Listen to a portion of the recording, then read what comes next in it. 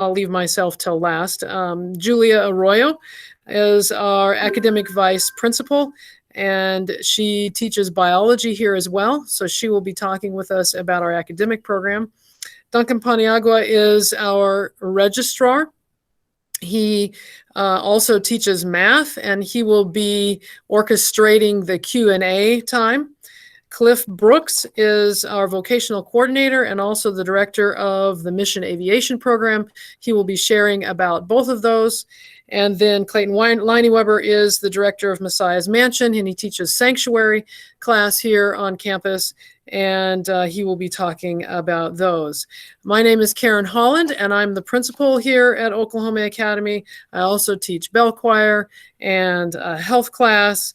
And again, just want to welcome you to our Academy Days via virtual technology. And I wanted to, I have been amazed, as many have, about the incredible change that's taken place in the world over the last few months because of this virus that we have here. And it's just made me think, and our team here at Oklahoma Academy think, about how much more intentional we need to be about our mission and who we are and what we do here at Oklahoma Academy, and why God has a people that are on this earth at this time in Earth's history.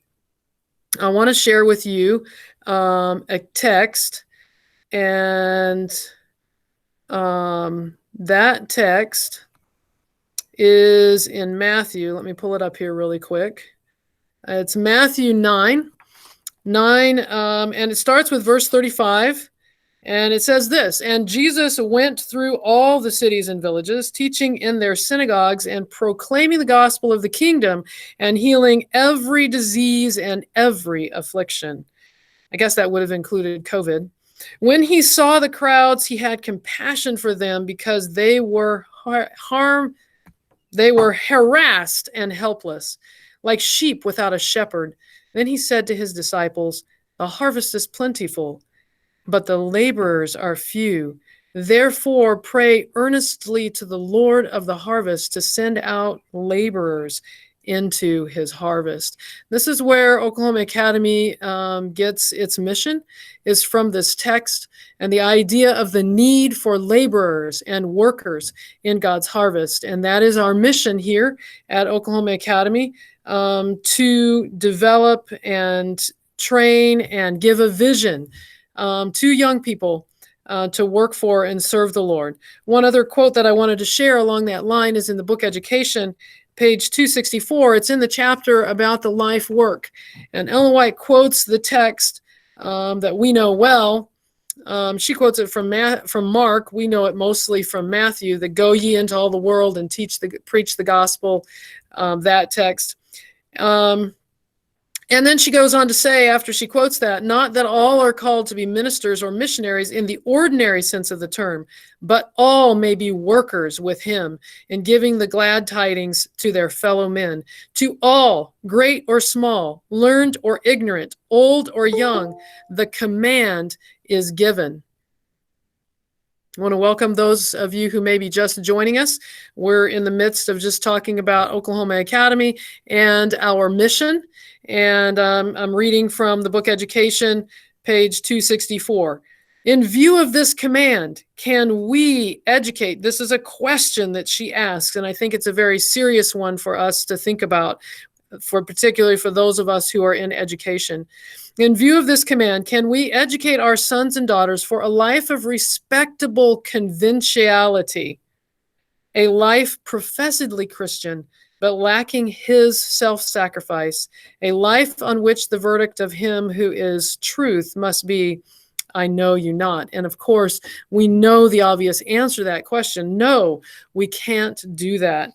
And so it's our mission here, as I mentioned before, to train and inspire and equip young people to be able to work for God in the last days and finish the work. It is in this context then that we want to share with you Oklahoma Academy's program and what we do. So we're going to start with Julia Arroyo. As I mentioned before, she is our academic vice principal, and she will be sharing with you about our academic program.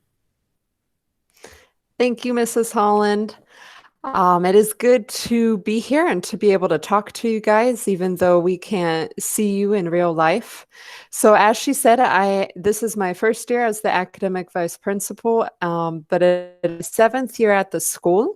I have taught biology and A&P and math and a couple English classes, ESL classes while I've been here.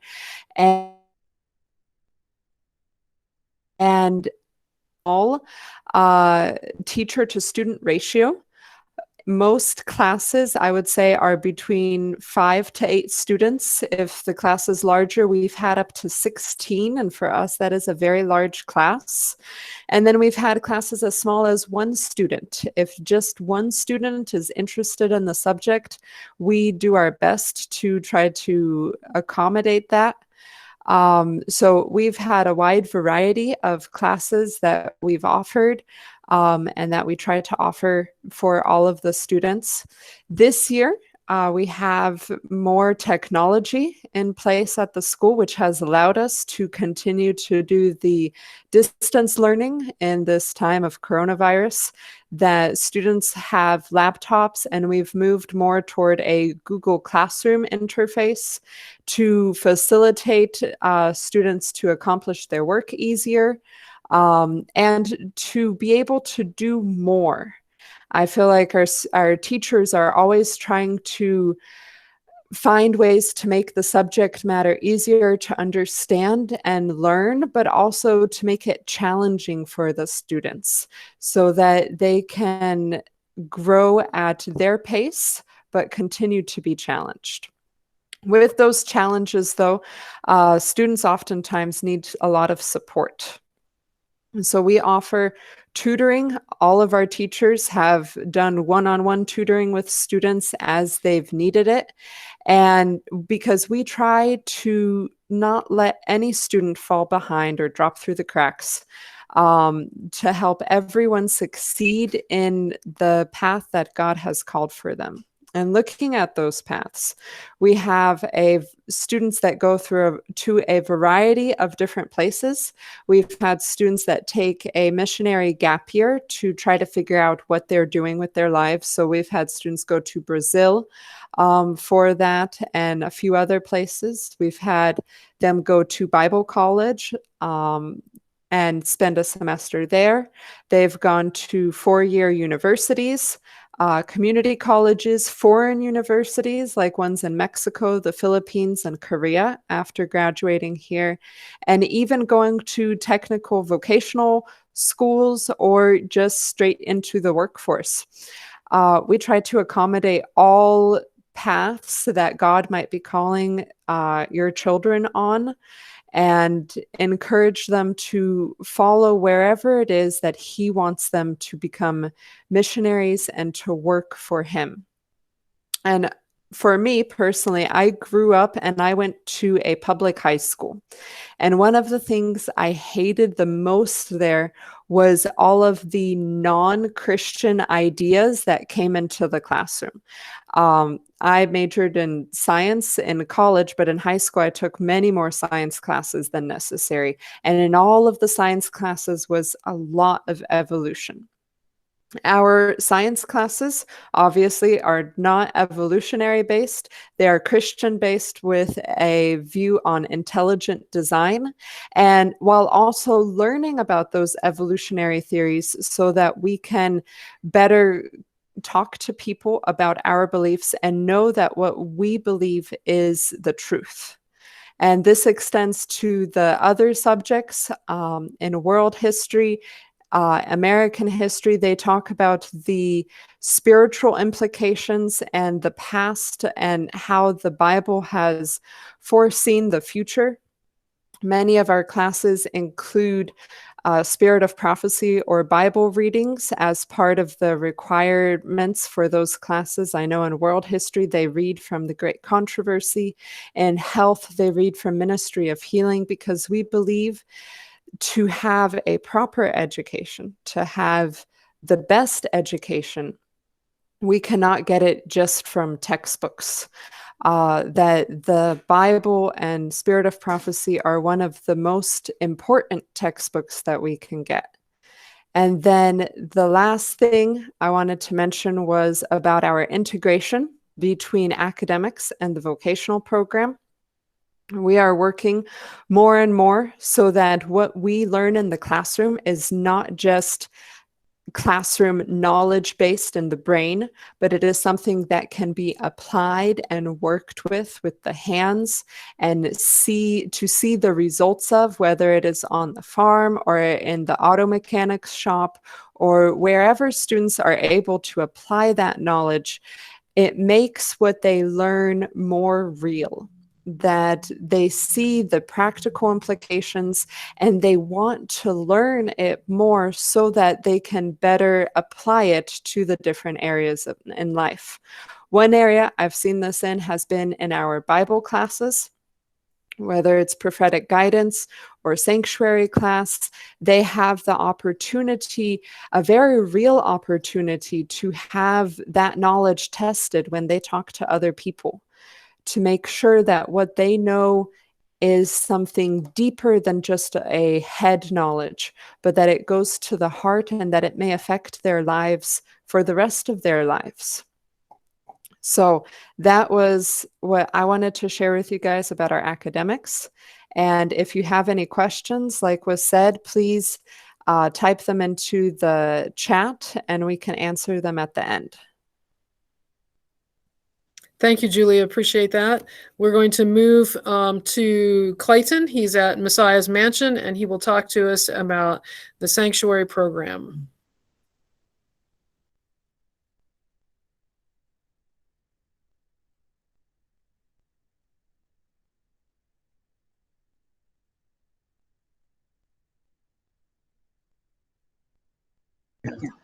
Sorry about that.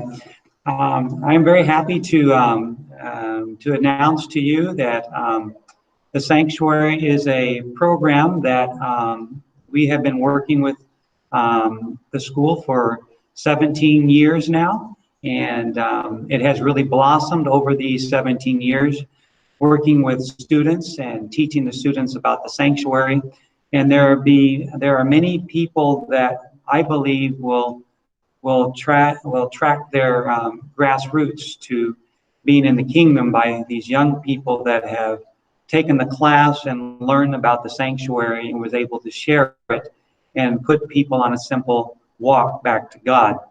And I've been working at this school for 20 years, and my wife here is Carolyn, and together we are teaching the class. Carolyn spends most of the time going through the memory verses and teaching memory verses, and the class itself. Basically, what we try to do is we start out in the camp of the courtyard, outside the courtyard, and talk about the children of Israel, and we try to go through each one of the phases of the sanctuary, going into the courtyard, the holy, and the most holy place, and the goal in traveling through the sanctuary is the goal of showing the children of the young people that we are teaching that God's way is in the sanctuary. Okay, so we have a couple of memory verses that Mrs. Leinewebber is going to talk about right now that gives you an idea of what I'm referring to. Okay, one of the main ones that we start out with is Psalm 77:13, which says, "Thy way, O God, is in the sanctuary. Who is so great a God as our God?" A simple memory verse, and we show them then through the symbols in the sanctuary how the symbols are portraying God's plan to redeem us back to his image. And this is God's way. That's in the Old Testament. And then in the New Testament, we found one talking about God's way in John 14:6. And Jesus is talking to one of his disciples, and he says, "I am the way, the truth, and the life. No one comes to the Father but by me." And so he's talking about this way that he's showing in the symbols of the sanctuary. And these are some of the memory verses that we give them to memorize. So when they are sharing, they're sharing from the scriptures what God's way is and the different symbols, to plug in the symbols to see God's way back to his throne. And in Psalms 100, verse 4, it says, enter into his gates with thanksgiving, into his courts with praise. And so what these texts are show us is that the understanding of the sanctuary is vitally important to each of us, because God's ways in the sanctuary, and when you look at the story of the sanctuary, how it was designed to show our way from where we are outside of God to the point where we get into the point where we can be with God in the heavens above, with sin is separated. We can see coming to the sanctuary, entering his gates with thanksgiving, his courts with praise. The sanctuary has a gate and it has a courtyard. And so we try to show these verses how they correlate with our walk. Now, one of the things that we find is that in teaching these young people about the sanctuary, now the whole Bible becomes more real, because as you're reading other parts of the Bible, you will pick up on things that reference mercy, that references judgment, that references these things, and your mind will go to the sanctuary and look for where mercy is.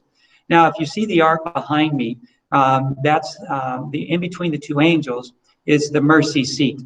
That is the place where God met with Moses and Aaron there in the wilderness.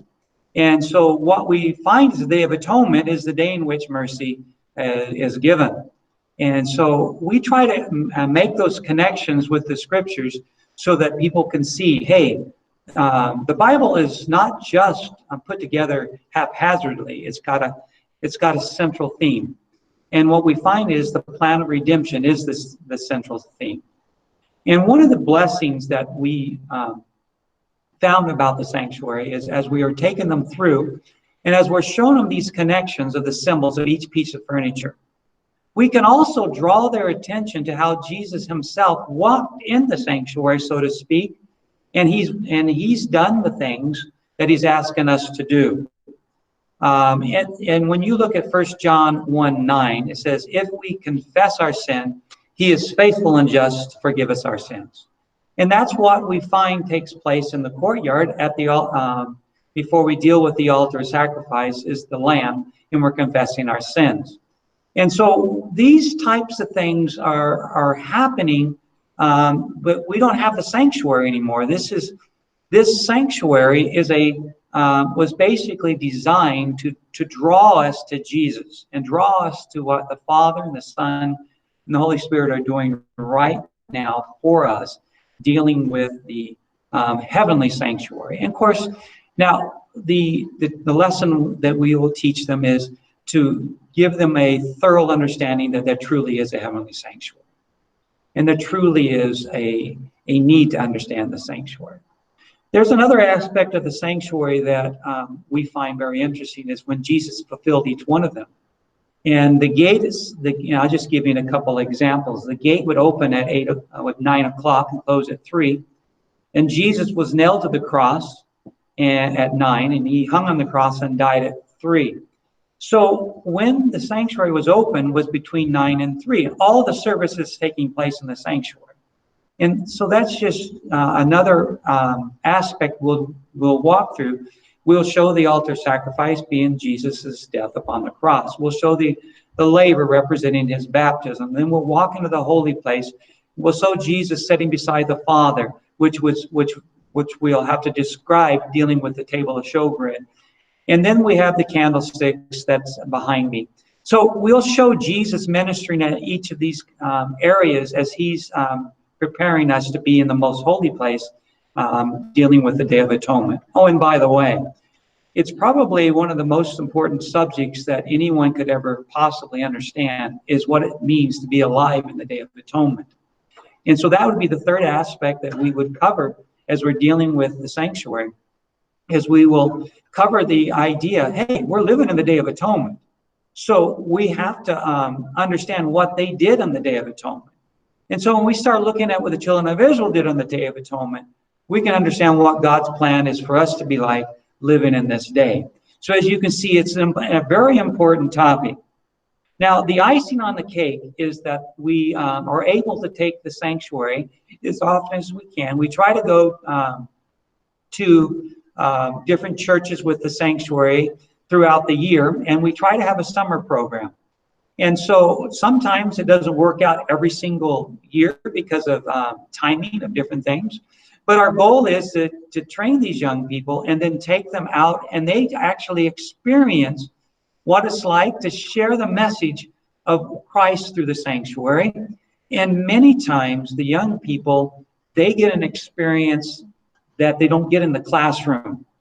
They get an experience that's kind of like a camp meeting, so to speak, for the young people. They get in, they're there, they're surrounded by people coming, they're surrounded by giving the message, they're surrounded by other people sharing their experience, what took place.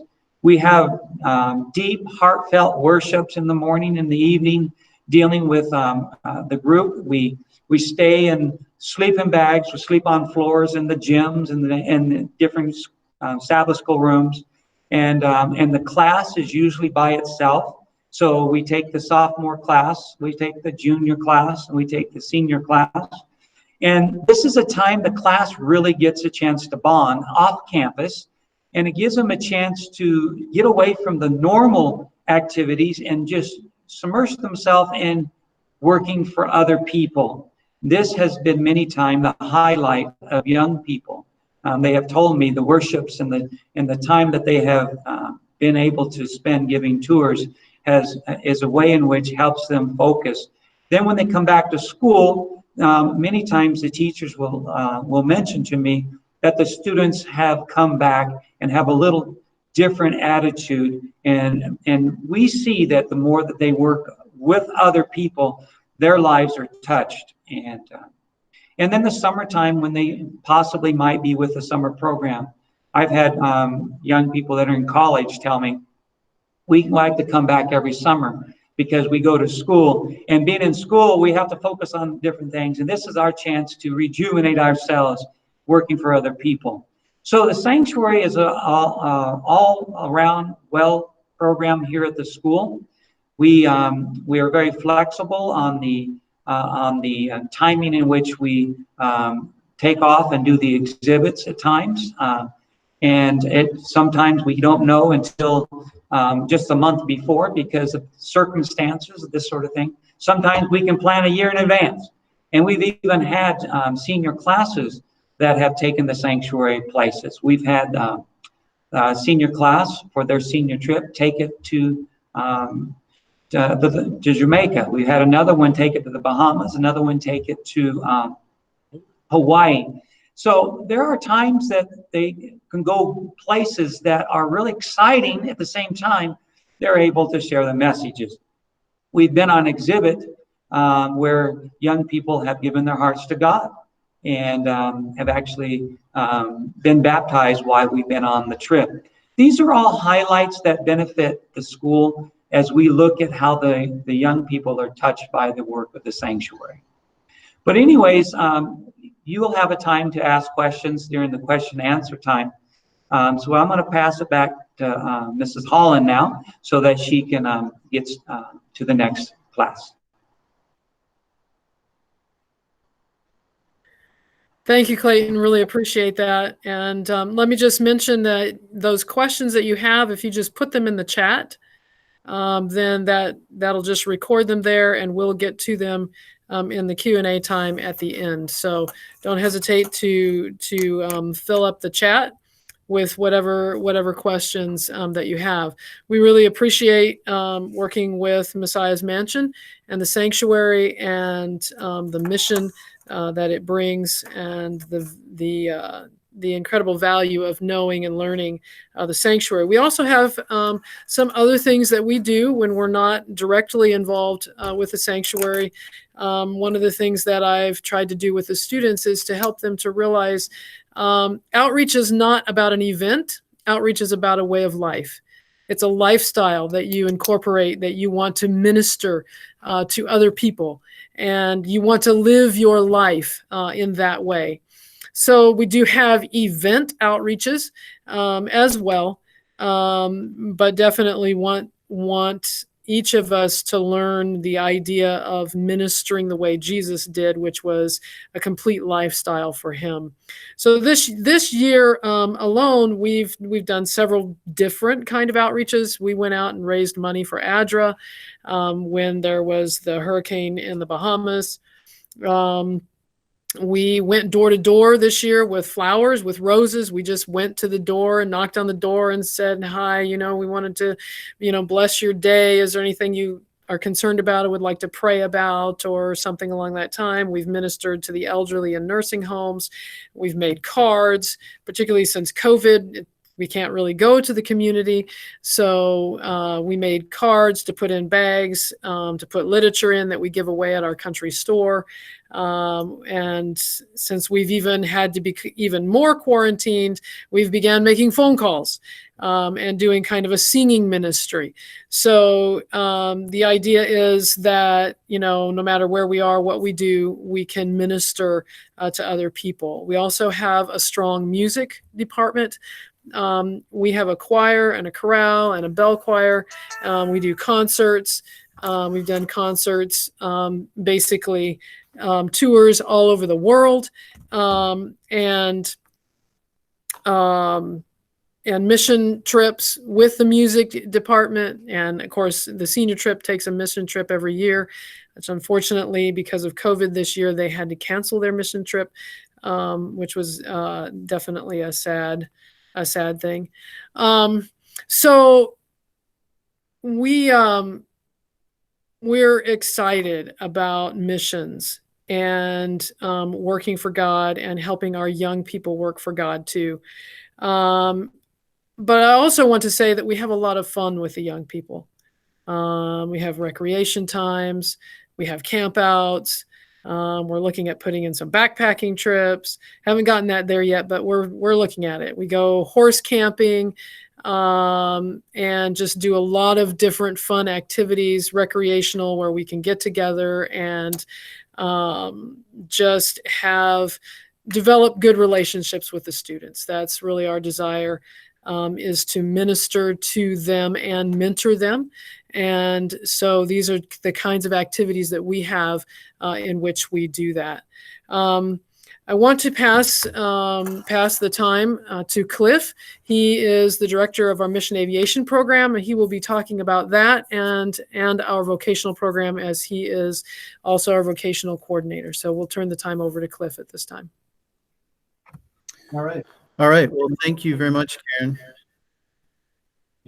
And I just want to welcome those who have joined us online. Thank you for being a part of our Academy Days for 2020.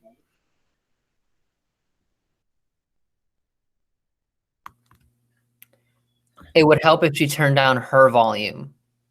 That way there's not the feedback loop. That's what causes it. Right, just go to mute. No, she can't simply mute her mic. She has to mute her volume on her computer. There we go. All right. So I just wanted to share with you a little bit about our Mission Aviation program, and I'll come up on. All right. I was saying I wanted to say hi to some of the students who have joined us today as well. I know a couple of you are interested in the Mission Aviation program. It's another way that Oklahoma Academy is reaching out in trying to fulfill its goal of preparing workers for the harvest. That's kind of our little slogan that we put with our school. It's kind of encompasses our mission statement in one little statement. And we really are all about trying to ourselves be the best missionaries to the world, but also to develop young people to be missionaries around the world as well. at home, wherever we're at. And the Mission Aviation program is kind of a step in that direction for the school. We'd like to replicate that program to many different areas. And I appreciate Mr. Leinewebber, Mr. and Mrs. Leinewebber sharing the ministry of Messiah's Mansion, because that's another way that students are very much able to get involved in ministry and mission activity right here at Oklahoma Academy, take the training right here, and then be able to go straight into a very very direct way of sharing the gospel with people in a very important and powerful way to do that. So the Mission Aviation program is another way to do that. We've started here with a ground school last year. We have a little airplane that by God's grace, we were able to purchase this last summer. We've been using it this school year to do training. We've got 2 students right now in the Mission Aviation training program, learning how to fly. They're getting their private license right now, working towards their private pilot license. I would say they're getting close to halfway through the training on that. We've been a little slower this year than what we had hoped to be as far as progress goes. And of course, the whole virus situation has slowed that down even further right now. But we're still progressing. We do, as part of that program, we do a number of different things, but the Mission Aviation program is really designed to be an affordable and viable option for students and families with students that are interested in missions and in aviation, to be able to get the student involved directly into aviation. That's a long way of saying that we want it to be very affordable. We want it to be very effective. We want it to be very mission-based, very practical education. So this isn't something where you're going to come to Oklahoma Academy and you're just going to learn theory. You're just going to take ground school and that's going to be it. No, what we want to do, we have to teach ground school as part of that, of course, because you need to learn the technical rudiments of being able to fly and the science behind that and be able to pass the written exam. So we'll prepare for that. But we go way beyond that into actually flying the airplane, getting your license here. Now that's a license like getting a driver's license that you can use anywhere as a pilot's license. So you get your pilot's license here. We want to work towards your instrument rating as well. So those are very valuable licenses and certificates that you can get here at Oklahoma Academy. You can use anywhere. And of course, the intention is that you'll use those in the mission field. Or wherever you're at, that you can use that in ministry. So the Mission Aviation program, aircraft are expensive to fly. And you'll find that anywhere you go, you'll find that it's every place it's ever been, aviation is expensive. It costs fuel to fly, it costs in maintenance to fly. So one way that we want to make it affordable for young people to be able to make this an option is to show our students how to actually do this in a mission type of context. So most of the mission agencies out there operating today are doing that on what we call a self-supporting or a faith-based support network. And so we start establishing that right here at Oklahoma Academy, so that when you graduate from here with your flight licenses, with your training, you can segue right into a mission setting with a support group that's already behind you. And so that makes this program more affordable than just coming up with, say, $20,000, $30,000 out of pocket that you would just have to spend to get all those flight ratings and licenses, the training you would get here at Oklahoma Academy. So what we do, what that means is that we actually work with students to build a support group of supporters who help them through the training here at Oklahoma Academy, and then actually go with them to the mission field, financially supporting them all the way through to the mission field to be able to support that. So that's the idea, the design for the program. We've got, like I said, 2 students working through that right now. They're juniors this year. They'll be, hopefully we're finishing up their private license. I don't know, we'll see how that works out this year with the whole situation, but may drag into next year just because of the way things are right now with the virus and the quarantine and all that kind of stuff. But if you're interested in aviation, and I know some of you are specifically looking at that program, we're excited for you to become part of that here at Oklahoma Academy. Not only do we learn to fly, we learn to work on the airplane. We learn development, like I mentioned, what we might call fundraising techniques or support raising techniques. We also learn what it means to be a missionary, spiritually what it means to be a missionary. We study what's called experiencing God material, where we learn how to entrust God with the decisions that we have to make in mission settings. We're going to do cross-cultural mission training, language learning, that type of thing. So lots of cool stuff that we have wrapped up into that mission aviation package. Now, transitioning that into the vocational, how that fits in the vocational program. I'm also the vocational coordinator here at Oklahoma Academy. So what we get as part of the mission aviation training program is we get 3 hours a day, on average, 3 hours and 15 minutes, Monday through Thursday. Fridays, it's 2 hours. Sundays, it's a little bit more, 4 hours. But during that time, as a mission aviation program participant here on Oklahoma Academy campus, that means that your vocational activity every day is flying the airplane and working on the airplane and developing the support for flying that airplane. And so being part of that is your vocational assignment. So that's really kind of cool too for students. You get the opportunity to start out in aviation and make it your, your vocation here or your work here at Oklahoma Academy. So that's a lot of fun too. As far as the vocational program goes, Oklahoma Academy is committed to the idea that we learn best when we learn by doing, really, and vocationally doing things with our hands, engaging our minds, putting in practice the academic work that we learn each day, putting it into practice in practical applications. And so, we have a lot of counsel, not only from God's Word, but from the writings of Ellen White that teach us about the importance of the vocational side of our training. And here at Oklahoma Academy, we stress that in the practical application of that. It's really struck me that we actually spend about 21 hours and 15 minutes a week in academic study. We spend 19 hours a week, some people a little bit more than that, in vocational time. So the time really, if you look at the hours of daytime that we have, that we're actually scheduled time, we're spending quite a bit of that time, roughly half of that time, in vocational study. That tells you a little bit of the importance that Oklahoma Academy puts on the vocational program. So there are lots of different aspects to the vocational program. The mission aviation side is one of those, and that's a fun part that I get to lead out in specifically. But we have a number of other areas, and I'm going to share with you a list of those areas right now, the areas that you could be involved with or that you may rotate through during your time here at Oklahoma Academy. And that's just list them sort of alphabetically here, but we have an automotive shop that we have students that have worked in the past. Depending upon the student and such, you may be assigned there or may not, whatever. But we also have a bakery. Well, we have aviation too, which I've already mentioned. We have a bakery where we bake bread for sale in the local community. We have, of course, the cafeteria.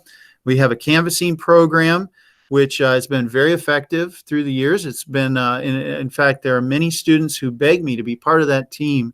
And sometimes I felt like, wow, we could be running a couple of teams here because we've had a lot of interest in the canvassing program through the years, and it's been a very effective part of the vocational program. An excellent way, just putting in a plug here for canvassing, an excellent way for a student to learn a lot of skills through the canvassing program.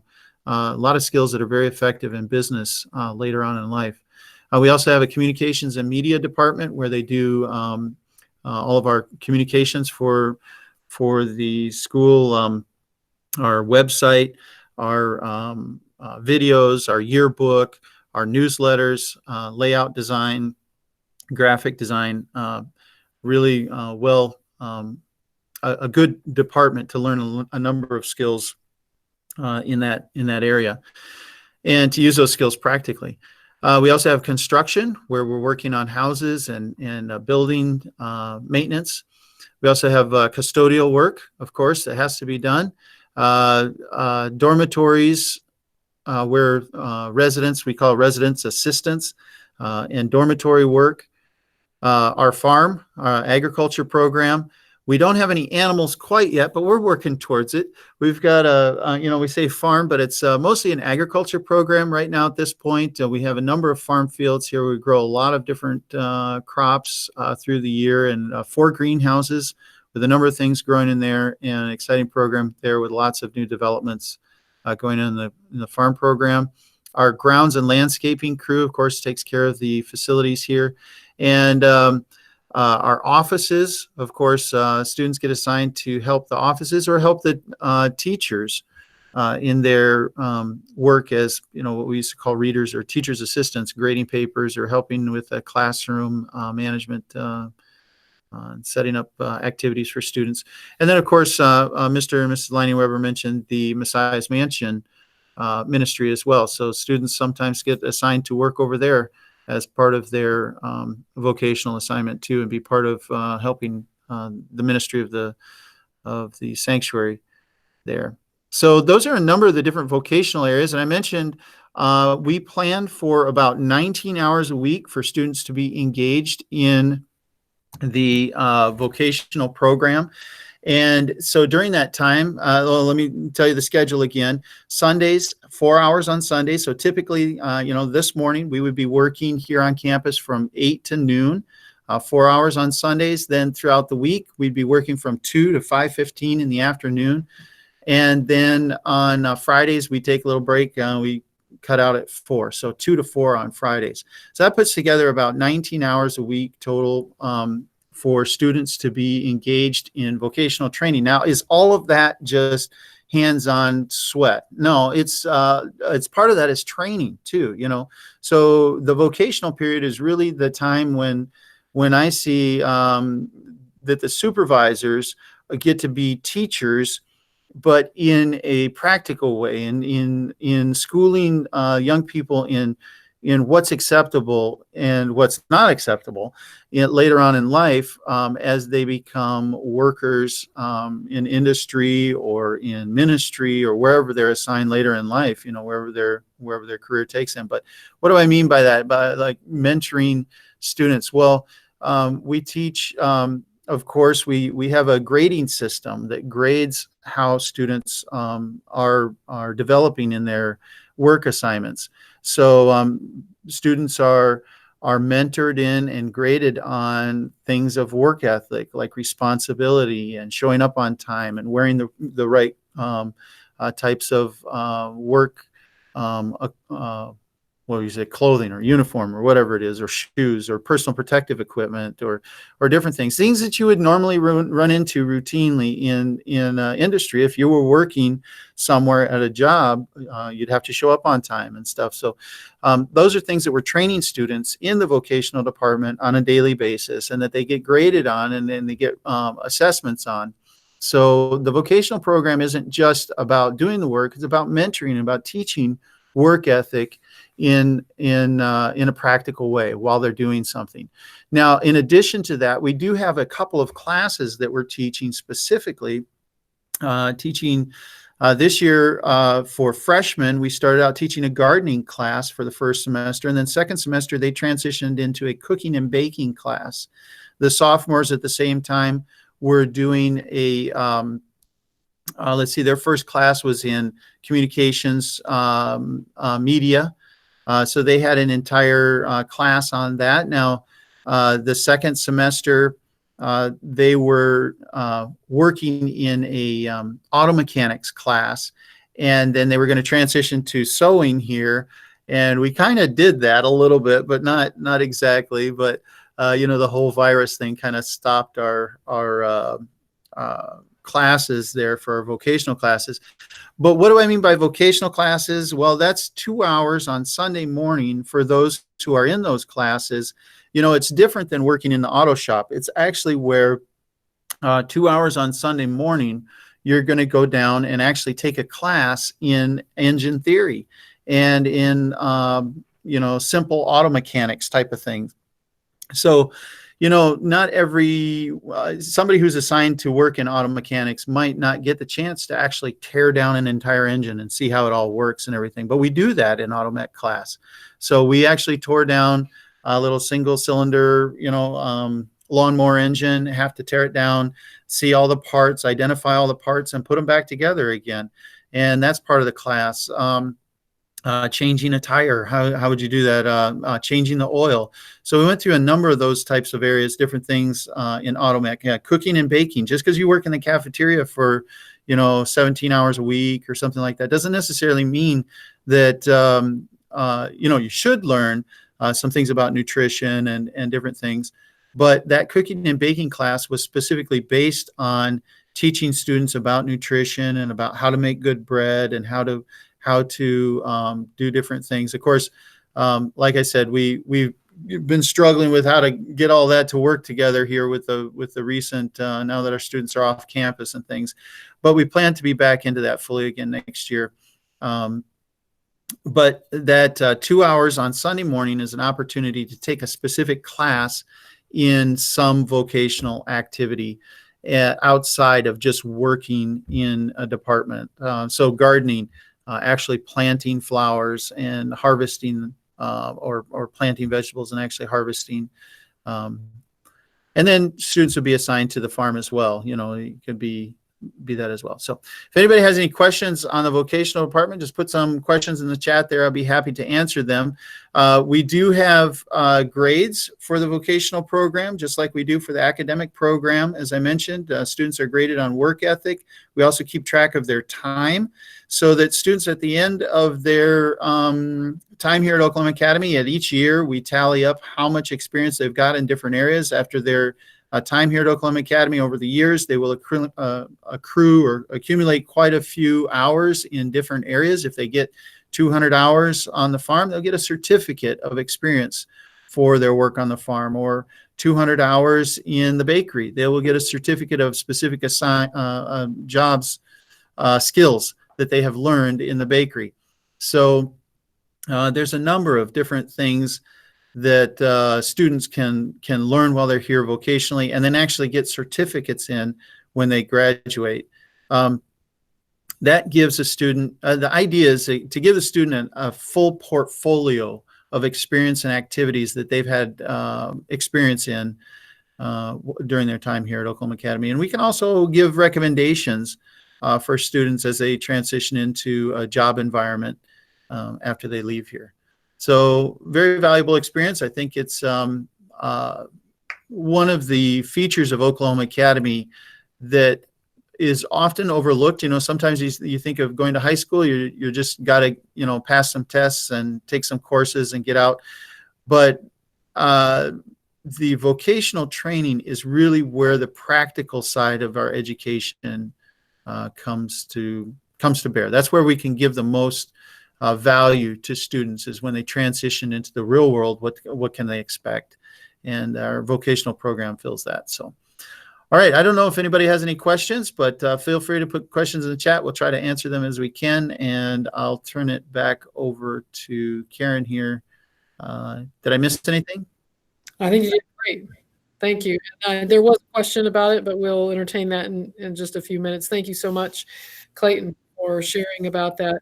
Also, just this would be a good time maybe to put up some of those links. I think, Duncan, if you're prepared to do that, the YouTube link, and it'd be good to put up our website link as well.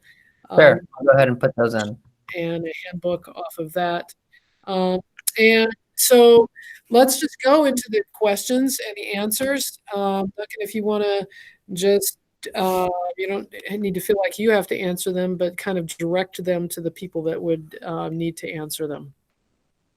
Correct. So we have one question that's would be more directed for Mr. Brooks, and that is, do you assign specific jobs to the students, or how does that operate?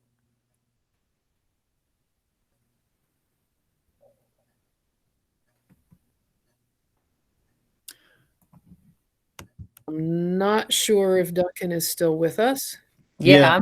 I'm not hearing Duncan, but Oh, you cannot? Is anybody else able to hear me? I'm hoping. I can hear you just fine. Okay, now I can hear you, Duncan. Go ahead. Oh, okay, great. One of the questions was directed towards you, actually. And the question was, do you assign jobs to the students, or how does that take place? How does that work? Okay, so yeah, we do assign jobs to students. Now that's based on a survey that we do with the students at the beginning of the school year or at the previous school year, you know, depending on if it's students returning or if they're just coming in at the beginning. And I try my hardest to be able to assign students to areas that fit them well, or that they might have had a little bit of experience in or interest in, and shown on their application or on their reapplication or their survey. And sometimes that's challenging because there are a number of factors to factor into that, and that is the experience of other students who may be applying. You know, if everybody applies for one specific area, like let me just take for example, the canvassing team. I can have 6 students on the canvassing team, and I've had 14 students asking to be on the team all at one time. And so, you know, that, you know, you have to take some measures to pick who's going to be on the team. So I do, in the end, try to consider all the options and give everybody the best opportunity. But in the end, we do have to make some decisions as to who's going to be on what teams.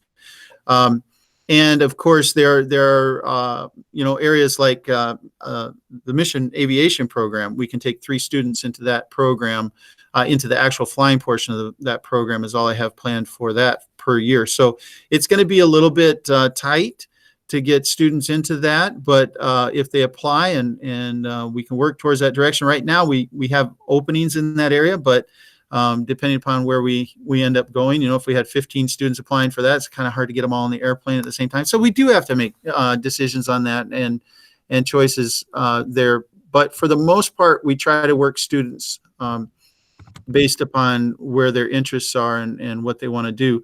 But at the same time, let me also add to that we have a program on campus, or plan on campus, to rotate students through specific work areas.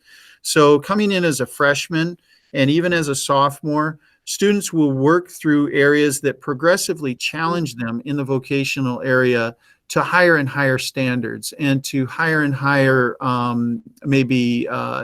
job responsibilities. And so there are what we would consider, just like you would in industry, entry-level positions that students will fill. And then as they prove themselves, they'll work up into areas of higher responsibility, jobs that may some people might consider more desirable. Like everybody, you know, might want to work on a computer, but not everybody can, you know, so there's just not enough room at the computer for 10 people to all work on there. So it just depends. And for the most part, I'll tell you, for the most part, I think the students are very, very pleased with where they're at vocationally. We try to make everybody happy. You know, that's the hard part. So yeah, we do assign, but the students have a lot of ability to help in that assignment. So. We have another question that would be also directed towards you, Mr. Brooks, and I'm not sure how, if we've thought this far into next school year, but if COVID-19 were to continue into next year and we had to start the school year in a similar fashion, how would you know, how will that work? You know, occurring into August with I'm not sure if it was directed necessarily at the academic program or the vocational, but I'll go ahead and start off with the vocational, I suppose. Yeah, so let me just mention that I will give that over to Mrs. Holland, because I really think that's her responsibility to handle that. But before she takes it, let me just mention what we're doing right now, and that is that we are continuing the academic portion, and I'll let her speak to that, but we are continuing the vocational portion of our training program as well right now. And the reason that's important is because Oklahoma Academy does believe strongly in the vocational program and the aspect of practical education and training while we get academic training. It's very important to do both of those at the same time. And because of that, what we've done is we've gone ahead and kept the vocational program going even while students are at home or maybe taking courses online. And how does that look like? How can you do that? Well, we do some online training, some vocational online training. We're taking online courses in things. A lot of that is work ethic or safety training, or we did a gardening class. We did a food handler safety class. All great coursework that you would typically need to do if you were here on campus as well. That's kind of content that can be done online. So we're continuing that, but we're also beyond just that training, we're also asking students to do work at home. So, and that can be in your community if you can get out, to do work in your community, but it's also doing work at home as in around the house. So if you're doing community service, your home is your community, right? And so you may be just helping out around the home. Why not make a garden at home? Why not help your dad do some maintenance on the car, or even on the house, or, mow the lawn, or that's the things that you would be doing here at school to keep the school going and help the school out during the time. And you would be learning, and it's practical and all that. So now you're doing school at home. So you just transition to doing those things at home. So those are the things we're doing right now during the virus and the quarantine. And I don't know how that'll transition into next year, but maybe I'll turn that over to Karen to handle. Of course, we're hoping that we don't have to transition that into next year, that this virus is going to be over, and we can take the program from there in August. If that doesn't happen, we will go to Plan B. We're learning that success doesn't just depend on how well you execute Plan A, but how well you adapt to B or C or D or whatever letters of the alphabet you need to adapt to. Currently, right now, we are doing online classes, and the teachers are teaching via Google Meet. In the classes, we're using Google Classroom, and that seems to be working fairly well. Were this to be continuing in August, it's hard to say between here and there, but it may look very much like what it already looks like. But again, we're planning to be here. We're planning to offer the uniqueness that Oklahoma Academy has to offer, and whether that we need to adapt to that in an online format or whether we are going to be able to do it here on campus. Of course, we're desiring that we'll be able to do it here on campus. So do we have any other questions? I wanted to make a quick comment about the coronavirus situation right now. Time? Oh, yes, we do. The vocational program is considered your part of the room and board. The tuition that we charge is only tuition. It doesn't cover room and board, and so the vocational program covers the room and board of your tuition.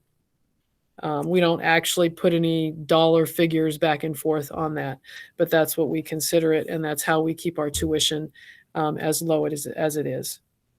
That's a good question. The recording later on, just to reiterate the question is, no, that's fine. I just want to make sure that the question is given for the recording later on when people view it.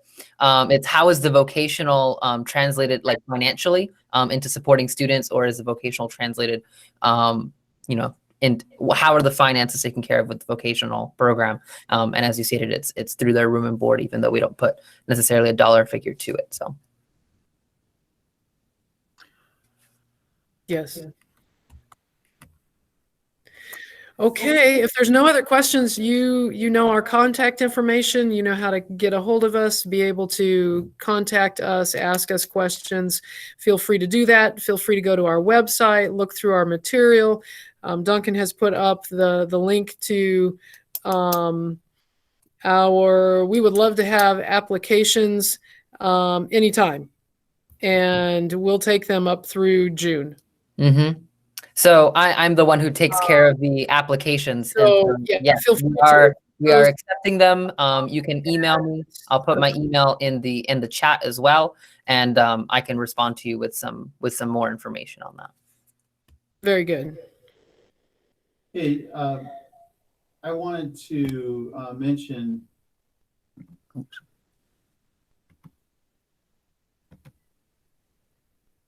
I wanted to check in with a couple of the students that are online right now and give you a chance to maybe unmute and introduce yourself, if that's all right as well. Mhm. It looks like Ricky was talking about the campus tour. We did have a little campus tour planned for today. It's not a real nice day outside, so I don't know that we're going to get to that. And Ricky, if you want, you can shoot us an email and we can do a campus tour. I don't mind doing that. We figured today might not be a very good day. Actually, we had planned to do that, but it just looking outside, it's probably not a real good day to do the campus tour. Plus, we're on a bit of a quarantine here right now, and so we want to make sure that we don't go into areas where we're exposing each other right now. So that's probably not an unusual situation from around campus, or from around the world, actually. So, but Duncan, can we give a chance for these guys to unmute and introduce themselves? Yeah, go ahead. I think the one that's on Ricky is trying to unmute, so we'll give him the time.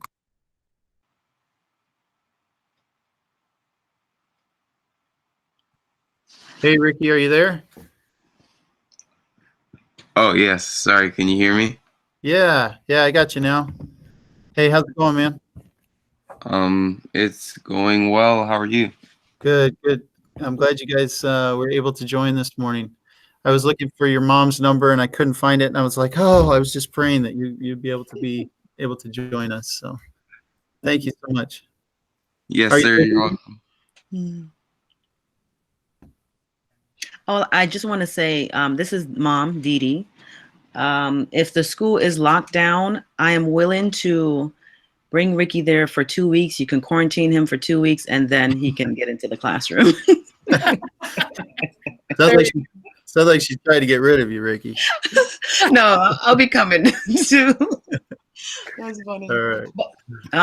But remember, I did want to know about the volunteer opportunity for parents that were willing to, hang around a couple weeks or so. So maybe I need to talk to Miss Karen about that. Yeah, that'd be a good one to talk to her specifically. Have you got emails, Duncan? Do we have a list of emails or some way for them to connect with us? If you can give me their emails, that would be the best way. That way I can contact each of them individually with whatever they would need. Okay, so just type an email into the chat window there, Dee Dee, and he can get with you there. Okay. On that, we can schedule something. Okay.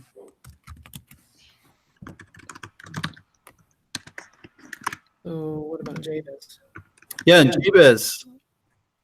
Is this Jabez, or is that's the screen name we see coming up?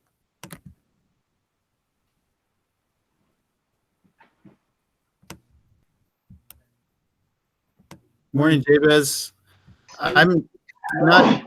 Oh, go ahead. Hello. Hey, welcome. And I don't believe I've met you yet, have I? I think we spoke at GYC, I think. Okay. That's what I was thinking. Your face was familiar to me when you had the camera on at the very beginning. Your face was familiar, but I was forgetting the name. So Yeah. thanks for joining us this morning. And where are you signing in from? Tennessee. Okay. Good. Oh, he's so cute. Good. Excellent. Yeah. Okay. And Ricky, you're applying to be a senior this next year? Was it this next year or junior this next year?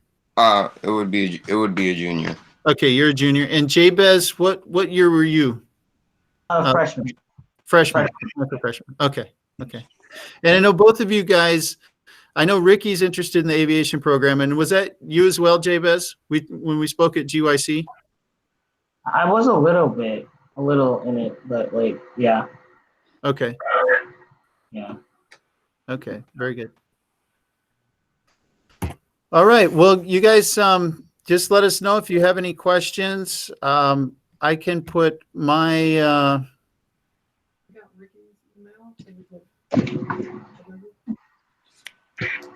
Jabez, could you put your email in there for us, and we'll see if we can connect with you offline here too, or online, offline. I guess email's online too. I don't know how that works.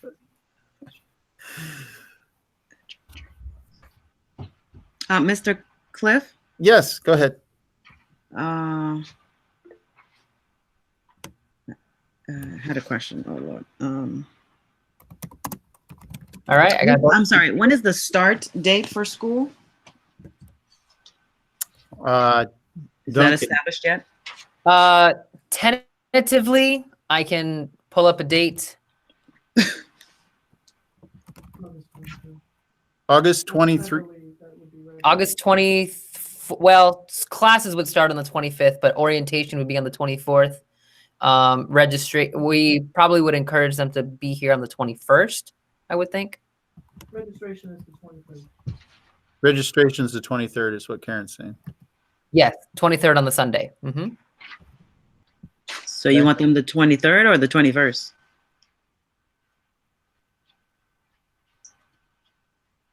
If you're from a distance, it's easier to come on the 21st. Yeah, I so can't hear. Karen?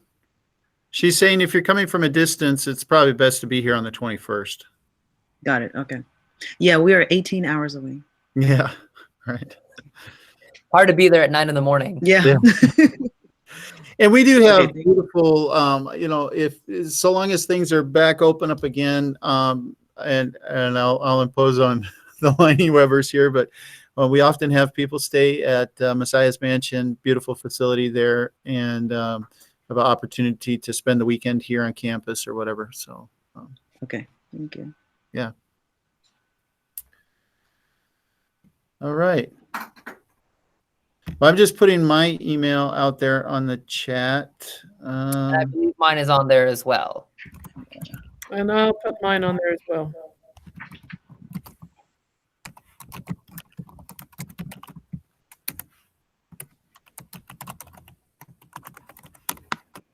All right. Jabez is on there too, so that's good. Okay. Very good. Okay, well, it was great to meet all of you. Thank you for joining us. And again, if you have any other questions or whatever, feel free to contact us as we move forward. And Cliff, would you lead us in prayer as we close? Certainly. Father in heaven, thank you for this morning that you've given us. Thank you that the technology was working this morning for us to be able to connect together. And we just appreciate the opportunity to meet with these students and families as we consider Oklahoma Academy and the great work that you have called us to do here. Father, we pray that you would bless both Ricky and Jabez and also their families. Father, we live in unprecedented times right now. As Mr. Leinewebber was saying, we live in the Day of Atonement. We pray that you would help us each to consider that in our own lives and where we're going with that and where you're going with it, Father. And I just pray that you would bless us through this challenging virus and quarantine time and situations. And this summer, as we look forward to the next school year, we pray that your blessing would be upon us and upon this school and upon the students and upon the efforts here and upon those students who graduate from here and move on into situations of responsibility that you've called them to. Let's pray your blessing on them, Father, and I pray your blessing on those who will continue to learn here and follow in their footsteps. And we just ask now that you would go with us and keep us in your care. And Father, bring us all together in your home in heaven, eventually safely after all of this has passed. And we thank you in Jesus' name, and we praise you for that. Amen. Amen. Amen. Thank you, Cliff. Thank you again for joining us. God bless you, and please stay well. Thank you. Bye-bye. Bye-bye.